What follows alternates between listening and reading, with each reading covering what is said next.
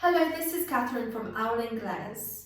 The writing part of LanguageCert C1 expert level has two different parts, and this video will be about the informal writing, which is either the letter or the email. In the writing part of the exam, you might be asked to write about either a report, an essay, but this specific video will be focusing on how to write an informal letter or email. How the informal letter or email will look is something similar to this, where it says, "You recently read the following quotation, 'Actions speak louder than words.' Write a letter to your best friend explaining how this quotation made you feel and describing an occasion on which it inspired you. And write between 250 to 300 words. Now, the very first technique in this part of the exam is to make sure that you understand the format. So for example, here in this case, it's asking you to write to a best friend. So if it's asking you to write to your best friend or to a friend or to a family member, usually that's an informal style, unlike if it asked you to write to your boss or to a president of a company. That would, on the other hand, be a formal style.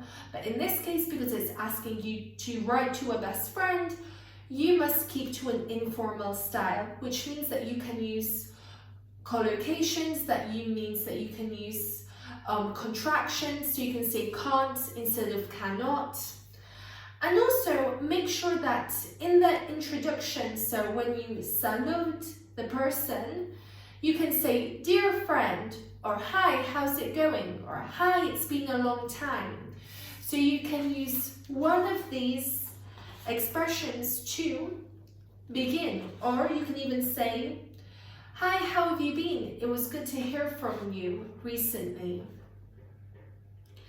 Next, in the following part, so the salutation to say hello is very short, so like "Dear friend," or "Hi, how's it going?" or "Hi, we haven't spoken in a while." In the introduction, you want to begin with a friendly or warm greeting. So you could say, "It was good to hear from you," or "Sorry for not replying sooner," or "I'm sorry for taking so long to reply. I've been revising for my exams." Okay, so that can just be a very short introduction, okay? And in this part, tell the writer what you're going to be writing the letter about, okay? So for example, "Hi, we haven't spoken in a while. I wanted to talk about this particular topic." In the following part, in the following paragraph, is going to be the body of the informal letter or email. In this part, you want to include the actual content of your letter or informal email. So provide more details about the topic. So for example, in the question that I just provided you, you have to explain how it made you feel, maybe in one paragraph, and in the second paragraph, describe an occasion in which it inspired you. So go more in depth into what they're asking you about. And in this part, try and use lots of adverbs, adjectives, verbs, and really convey your emotions and thoughts. And try not to use oversimplified language or vocabulary. In the conclusion, that's where you want to wrap up, conclude what you're talking about. For example, you could say in this part, "I really wish you were there, you would love it," or "I really wish we could see each other soon. Kind regards," or "reply soon," or "hope to hear from you soon."